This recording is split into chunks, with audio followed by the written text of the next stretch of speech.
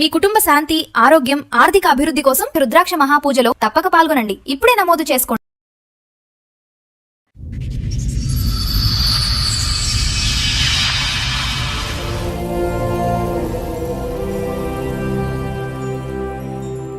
పెళ్ళయి 8 సంవత్సరాలు అవుతుంది. మాకు 7 years పాప ఉంది. కానీ మా హస్బెండ్ రోజు తాగడము, కొట్టడము, తిట్టడము. నన్ను కాకుండా ఇద్దరిని పెళ్లి చేసుకున్నాడు తను. ఏంటి ఇద్దరిని పెళ్లి చేసుకున్నాడు అని నేను అడిగేసరికి వాళ్ళ దగ్గరికి వెళ్ళి నాకు వీడియోలు పంపుతుండు వాళ్ళతో ఉన్నది.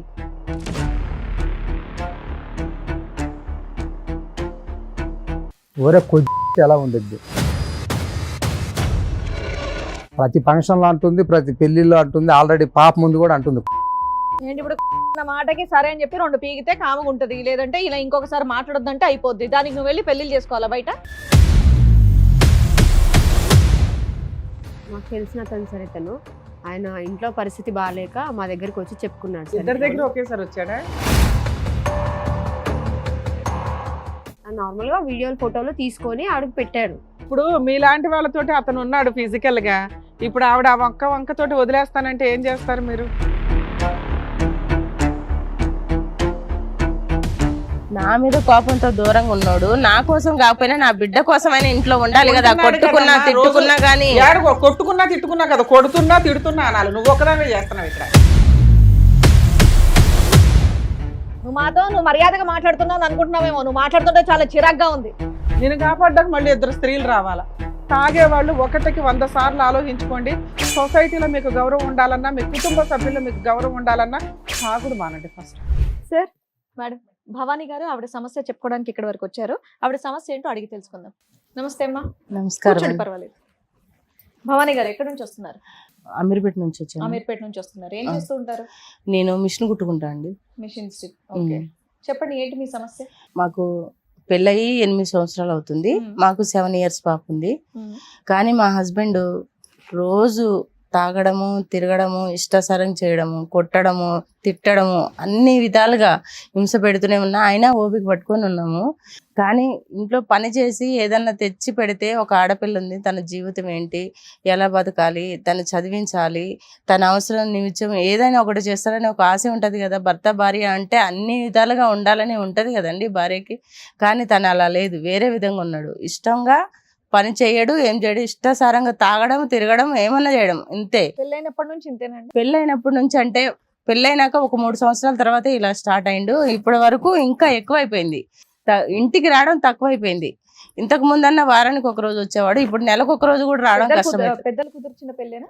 అవునండి, మా అమ్మ నాన్న కుదిర్చిన పెళ్లి. పెద్దవాళ్ళకి చెప్పారు ఎలా చేస్తారు? చెప్పాము, కానీ ఈయన మారతాడేమో ఎదురు చూస్తున్నాము. 8 సంవత్సరాలు అయింది, కానీ ఇంతవరకు మారలేదు. పైగా ఇప్పుడు వారం పోయి నెలకొచ్చి ఏంటి ఇలా చేస్తున్నామని అంటే నన్ను కొట్టడం, తిట్టడం స్టార్ట్ చేశాడు. మీ ఇంట్లో వాళ్ళకి చెప్తే ఏమనట్లేదు? అయితే వాళ్ళు చెప్పాము, మా అమ్మ వాళ్ళకి చెప్పాము, వాళ్ళ అమ్మ వాళ్ళకి చెప్పాము. వాళ్ళు గద్దిచ్చారు, కొట్టారు, వాళ్ళ ఏదైనా మారట్లేదు. మరి ఇక్కడికి దేనికి వచ్చారు మీరు? ఇప్పుడు దేనికి వచ్చామంటే వారం నుంచి నెలకొచ్చింది. నెల నుంచి అసలు రావడం మానేశాడు. ఏంటి రావడం మానేశాడు, మరి ఇంట్లో ఖర్చుల కన్నా మనీ ఇవ్వట్లేదు, అయినా పైగా ఏంది మానేసిండు అని చెప్పేసి నేను ఎంక్వైరీ చేస్తే తను నన్ను కాకుండా నా పక్కలో ఉండి వేరే వాళ్ళకి ఫోన్లు మాట్లాడుతుండు. ఏంటి ఫోన్లు మాట్లాడుతుండు, ఏం చేస్తుండ అని చెప్పి నేను ఎంక్వైరీ చేస్తే వేరే వాళ్ళని కూడా ఇద్దరిని పెళ్లి చేసుకున్నాడు. ఇద్దరిని పెళ్లి చేసుకున్నాడు తను. ఏంటి ఇద్దరిని పెళ్లి చేసుకున్నాడు అని నేను అడిగేసరికి వాళ్ళ దగ్గరికి వెళ్ళి నాకు వీడియోలు పంపుతుండు వాళ్ళతో ఉన్నది. నేనేం చేయాలో అర్థం కాక మిమ్మల్ని ఆశ్రయించా. వాళ్ళిద్దరిని కాంటాక్ట్ అయ్యావా నువ్వు? ఆయన పంపించే వీడియోలు ఉన్నాయి కదా, అవి చూసి ఎవరు వీళ్ళు ఏంటి అంటే వాళ్ళు అక్కడ ఉంటారు కదా, డబ్బులకి పని చేసే వాళ్ళు ఉంటారు కదా. ఏం చేస్తాడు మీ ఆయన?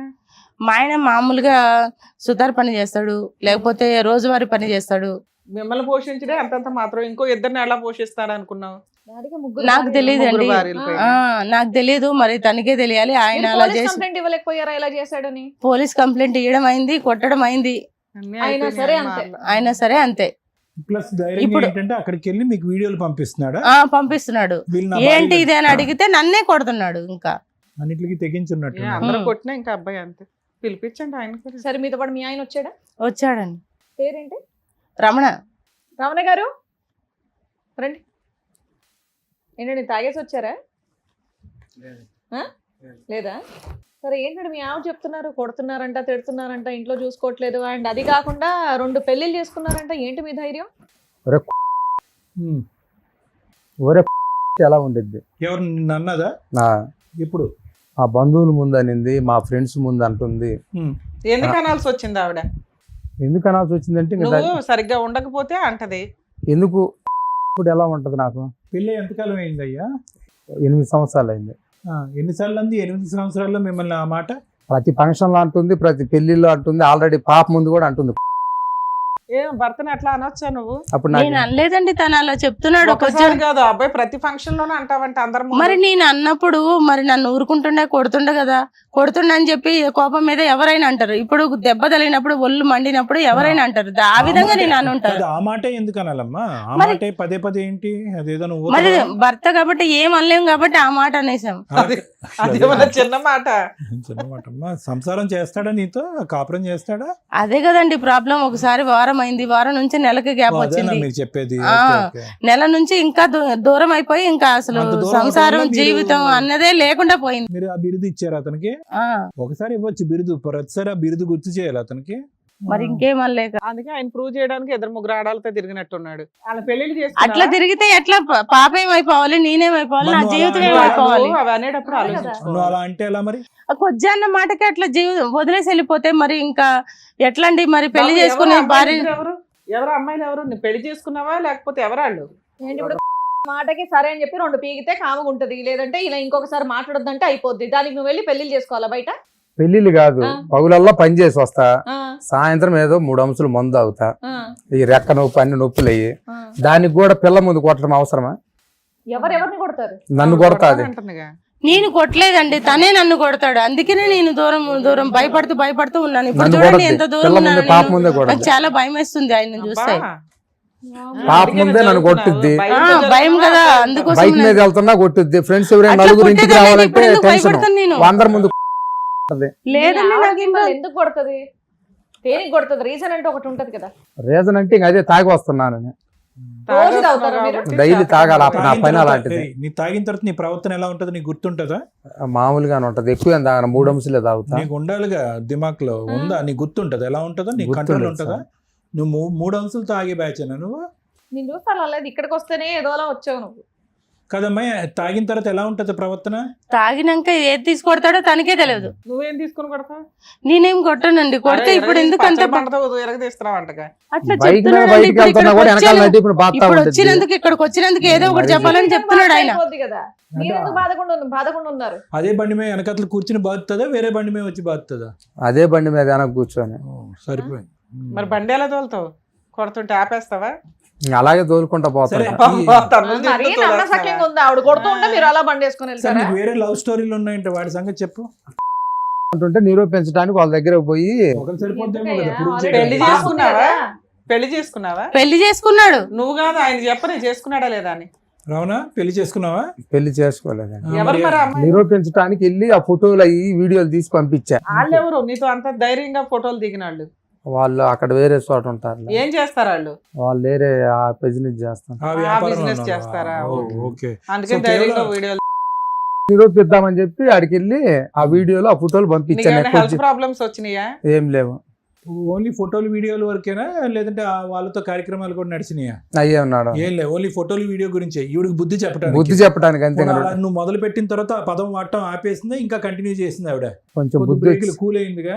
కొంచెం సో కూల్ ఆవిడ నోరు మూయించడానికి మీరు డబ్బులు ఖర్చు పెట్టుకుని కొత్త ప్రయోగం చేశారు. అవును. బాగుంది. ఆవిడ మిమ్మల్ని రీజన్ ఏంటో చెప్పింది ఇందాక, విన్నారా మీరు? వారం పోయి నెల అయింది, నెల పోయి సంవత్సరాలు దగ్గరికి అయింది, వెళ్ళట్లేదు నా దగ్గర అని. రావట్లేదు అన్నందుకు ఆవిడ మిమ్మల్ని కొజ్జాను. అదేదో దానికని ఈవిడ మీరు- దగ్గర ఆ, prove ఈవిడ చేసుకోవచ్చు నిరూపించుకోవచ్చు కదా. పోయి నేను అక్కడెక్కడో పౌలల్లా వెళ్ళాల్సిన పని అవసరం ఏముంది? చేసి నా బాధలు అదే నాకు నువ్వు దాగి పడుకోవటానికి నీకు సరిపోతుంది. నువ్వు అక్కడ కూడా వెళ్ళి ఏం చేసింది ఏమీ లేదు. ఫోటోలు తీసి అంతే ఇవిడికి కదా. ఏదో బ్లాక్ మెయిల్ చేయడానికి ఎమోషనల్ గా చూపించడానికి వాడేవన్నమాట. వాళ్ళు కూడా వచ్చారా? ఎవరు? వాళ్ళు ఆ బ్యాచ్ కూడా. ఎందుకు పిలిపించండి. మాకు చూపెట్టాలా? ఇప్పుడు నిరూపించుకోవాలి కదా. అందుకు వాళ్ళు నేను ఆగమ్మా, మధ్యలోనే మా ముందు అనక తల్లి ఉండండి. వాళ్ళు ఇక్కడికి ఎందుకు తీసుకొచ్చారు అనేది నాకు అర్థం కాదు. వాళ్ళు ఎందుకు ఇక్కడికి- నువ్వు పిలిచావా? నిరూపించుకోవడానికి. ఏం నిరూపిస్తావయ్యా అంటే ఇక్కడ? వీడియోలు దిగానని నిరూపిస్తావా? ఏమి జరగలేదు. నువ్వేం చేయలేదు అన్నావుగా. సరే వాళ్ళని పిలవండి, అడగండి, తెలిసిద్దిగా. రండి.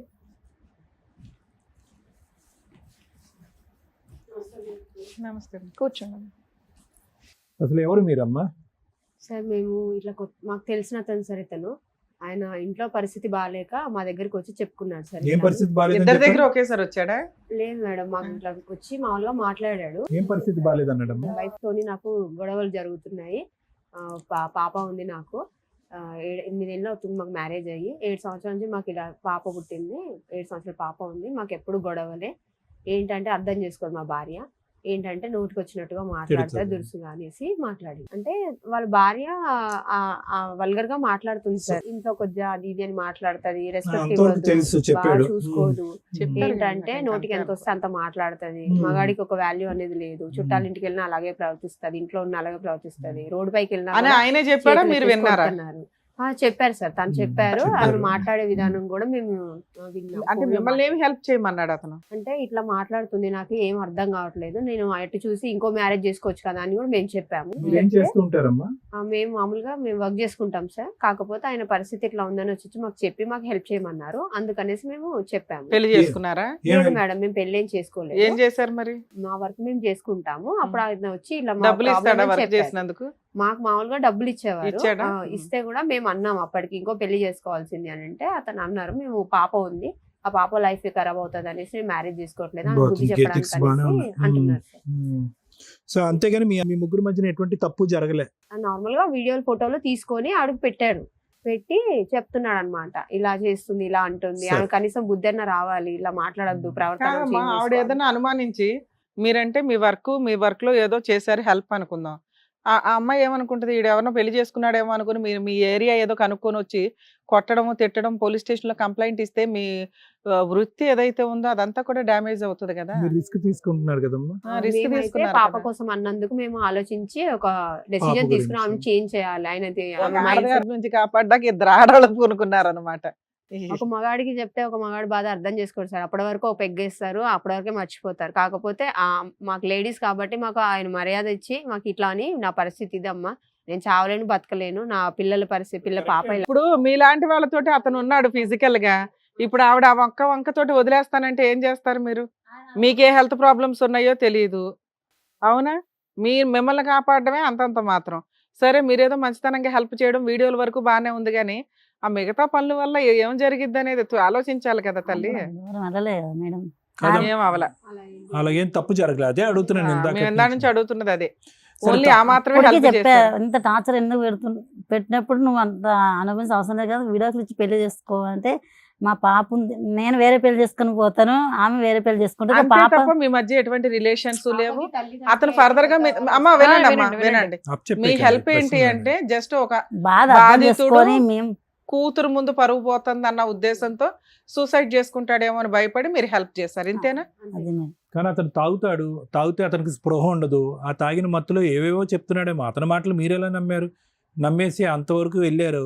అసలు అవంతా అవాస్తవం అని అంటే కనుక ఇప్పుడు ఆవిడని అడగండి, వాళ్ళిద్దరి మధ్యన వేరే స్టోరీ ఉంటుంది.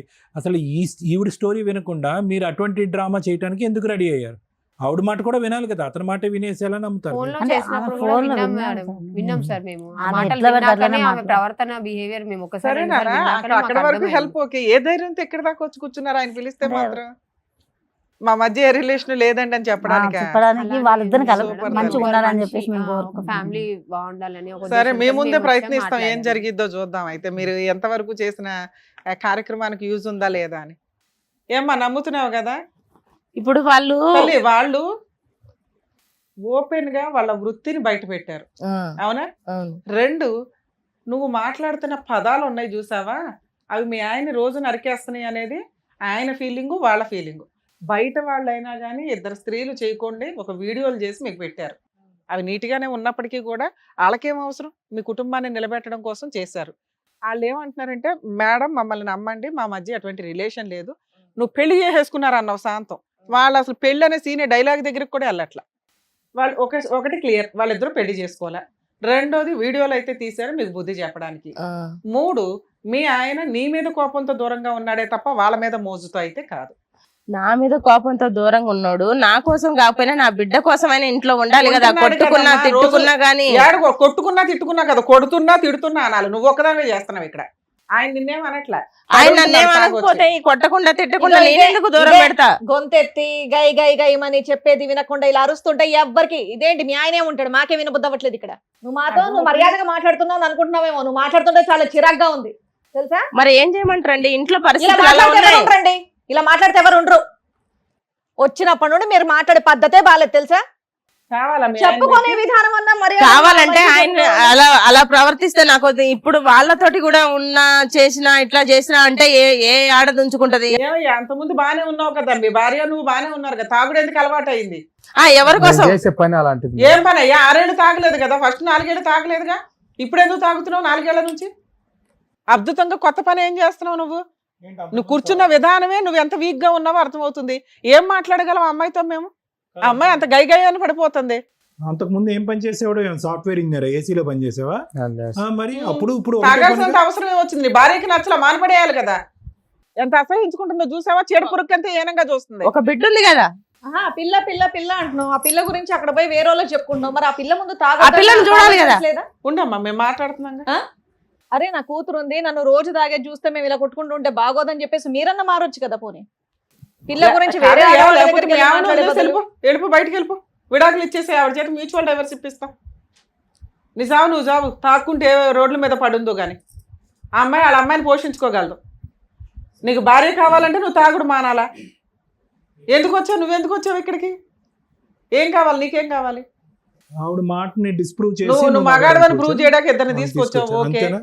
నీకేం కావాలి? ఒక మంచి మొగుడు గాని మంచి తండ్రిగా ఉండు నాకైతే first. మగవాడిని నిరూపించుకోవడానికి ఆ, చేస్తున్నా. ఇదే ఏం మాడుతున్నావయ్యా? ఆల్రెడీ పిల్ల పుట్టిన తర్వాత మీ ఆవిడతో ఉండకుండా ఈ సర్ది అమ్మ చెప్పి అవసరమా ఆయన? ఏం చండాలం మాట్లాడుతున్నావు? భార్య భర్తలు కలిసి ఉండమని ఇప్పటికి కానీ చెప్పట్లేదు, ఇప్పుడు కూడా చెప్పట్లేదు. అమ్మ, మెల్లగా మాట్లాడడం నేర్చుకో ఫస్ట్.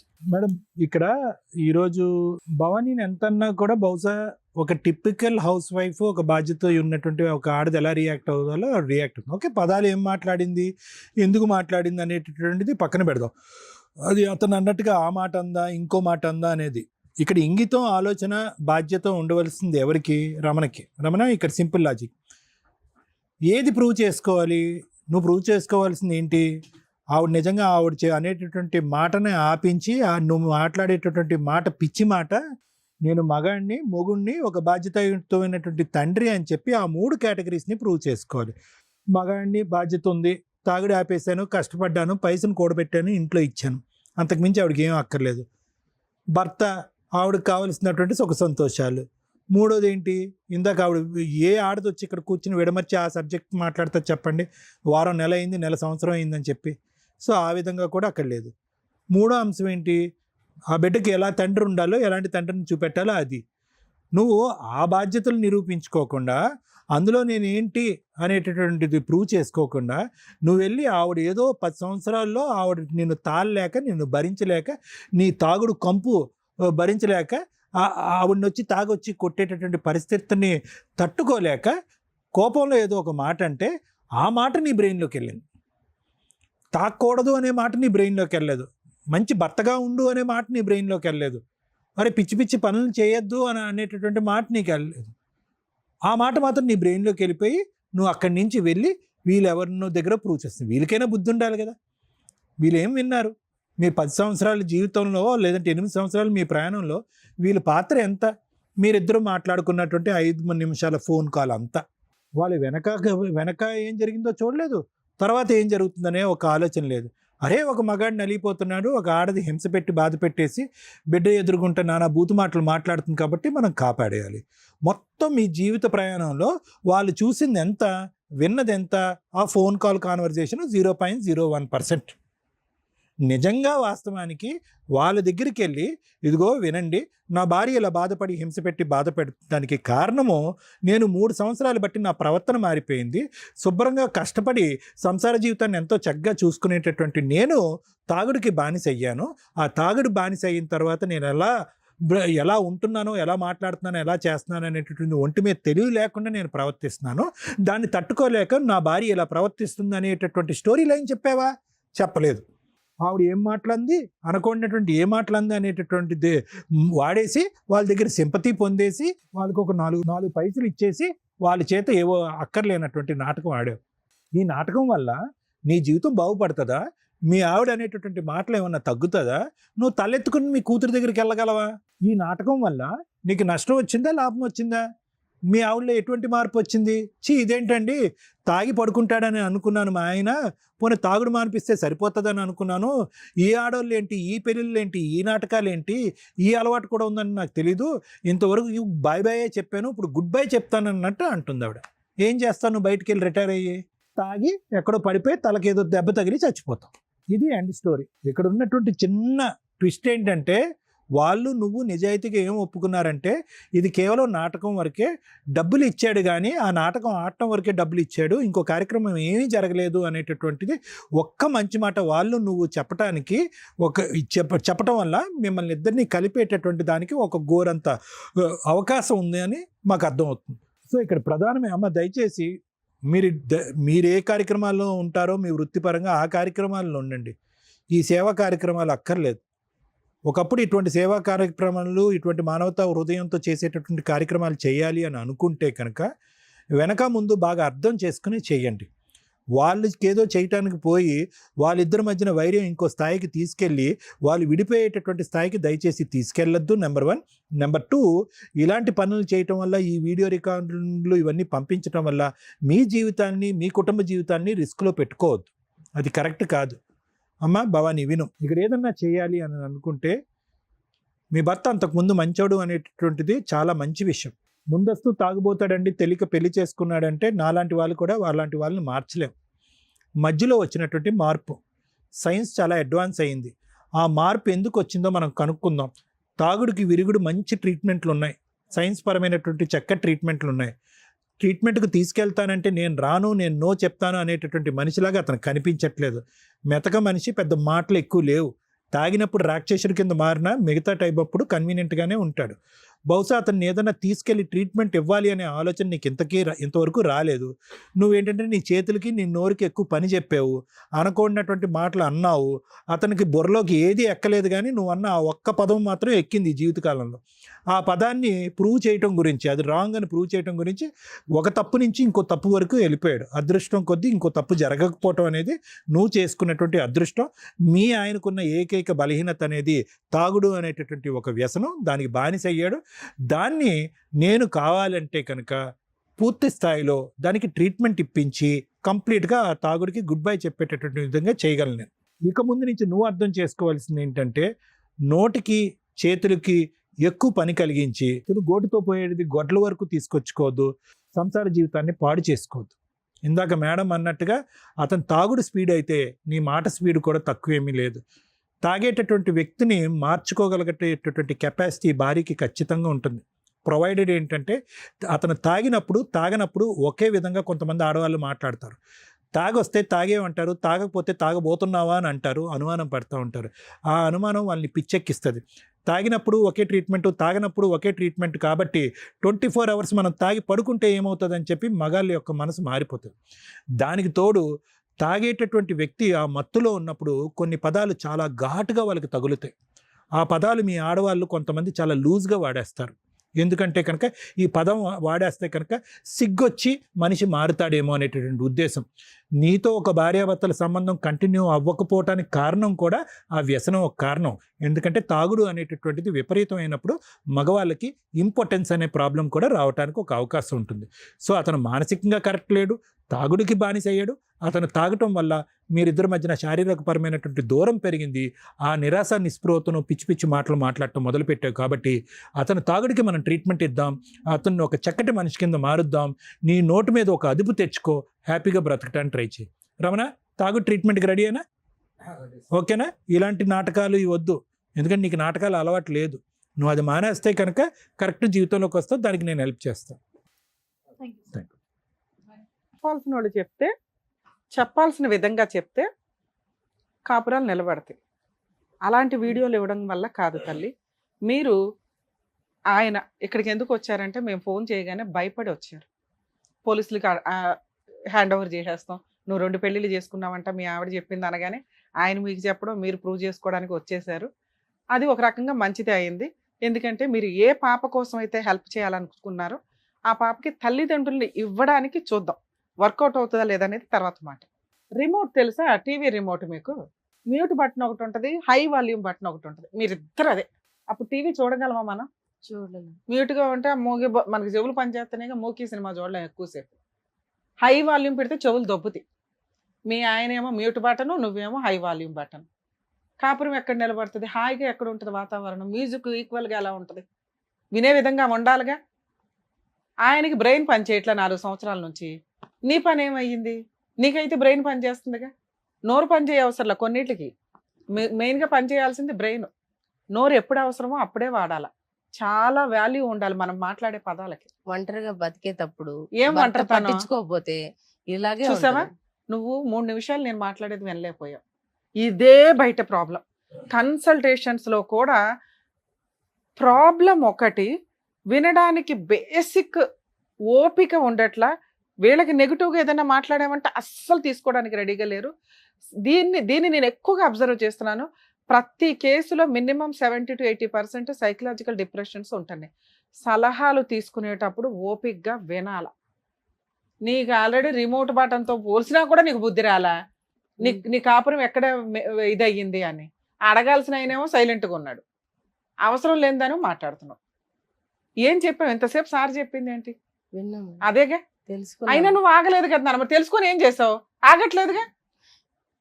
ఆగట్లేదు నువ్వు. ఇది ఫస్ట్ కంట్రోల్ చేయి. దీన్ని వాడడం స్టార్ట్ చేయి. మీ ఆయన ఇది వాడాలి, నువ్వు ఇది వాడాలి. అర్థమవుతుందా? ఇది చాలా తక్కువ సందర్భాల్లో. మాటకి చాలా వాల్యూ ఉంటుంది తల్లి. మేము మాట్లాడాలంటే ఇక్కడంటే సోషల్ సర్వీస్ చేస్తున్నాం, కానీ సార్ అయినా నేనైనా మాట్లాడాలంటే కన్సల్టేషన్ తీసుకుంటాం తెలుసా. ఉత్తిన మీకు సలహాలు ఇవ్వాలా? అన్ని చోట్ల ఇవ్వలేంగా. ఇక్కడ ఫ్రీ సర్వీసులు చేస్తాం. మీరు అనవసరంగా వాగేసి ఆయన తప్పుడు మార్గాల్లోకి వెళ్ళేలాగా చేసుకున్నారు. అర్థమవుతుందా? అతనికి తాగుడు ఎంత మైనస్, పక్కన నువ్వు ఉండడం అంత పెద్ద మైనస్. భర్తను కాపాడుకోవడం చేతకాలది నీకు. ఆయన చెప్పేది చెప్తాం. అదేంటి మేడం ఆయన తాగితే నన్ను అంటారేంటి అని. మీరు ఇలాంటి వ్యక్తిని ఎలా మార్చుకోవాలి, దీనికి పెద్దవాళ్ళకి ఏం చెప్పాలి, ఏమన్నా ట్రీట్మెంట్లు ఉన్నాయా? నేనేం కష్టపడి సంపాదించి ₹1 సంపాదించి ఇంటిని ఎట్లా నడిపించుకు వెళ్ళాలి? ఒంటరిగా ఉండరా? రేపు తాగి ఏమన్నా ఆరోగ్యంగా ఉన్నాడు అనుకున్నావా? టెస్టులు చేయించేయాలి. ఎవరో దబ్బు ఉంటుంది పాటికి. రేపో మాపు పుట్టుక అన్నాడు అనుకో, అప్పుడు ఒంటరిగానే ఉండాలిగా. ఇంకొకరిని అయితే అర్జెంటుగా పెళ్లి చేసుకోగా. చేసేసుకుంటావా? చేసుకునే ఉద్దేశం ఉంటే వదిలేసే ఆయన్ని. ఆయన తాగి ఎక్కడో పడతాడు. మీరు కొంచెం ఆలోచించండి తల్లి. పుసుక్కుని వచ్చి ఇద్దరిని పెళ్లి చేసేసుకున్నాడు మేడం అనేసావు. నిన్ను నమ్మేసి మేము కంగారు పడుతున్నాం. ఎంక్వైరీ చేసుకోవాలిగా మేము కూడా.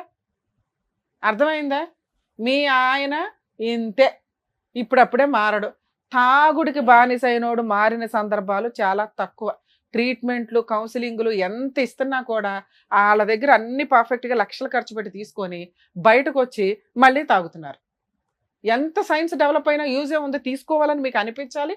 ఒకసారి ఛాన్స్ వచ్చినాక మారాలని అనిపించాలి. వాళ్ళకి అనిపించదు. అప్పుడు ఎవరుండాలి? పక్కన పార్ట్నరు, కుటుంబ సభ్యులు మార్చడానికి వాళ్ళకి మోటివేషన్ ఇవ్వాలి. నువ్వు రక్త పిశాచులాగా పీకు తిండి, నువ్వే స్ట్రా పెట్టి లాగేస్తుంటే ఇంకెక్కడ పని చేస్తుంది? నీ కుటుంబం ఇప్పుడు డ్యామేజ్ అయింది. ఒక చక్రం మీద నడవాలా? నువ్వు ఏమైనా జాబ్ చేస్తావా ఏంటో చూసుకొని నీ పిల్లని పోషించుకోవడానికి చూడు. నువ్వు మిగతా కోరికలన్నీ కోరేస్తున్నావు. ఒంటరిగా నేను బతకలేనండి, ఆయన తాగొస్తున్నాడు, కొట్టి పడేస్తున్నావు, పచ్చడి చేస్తున్నావు రోజు. ఆయన కొట్టేది ఎక్కడ తాగొస్తున్నాడు, పడుతున్నాడు.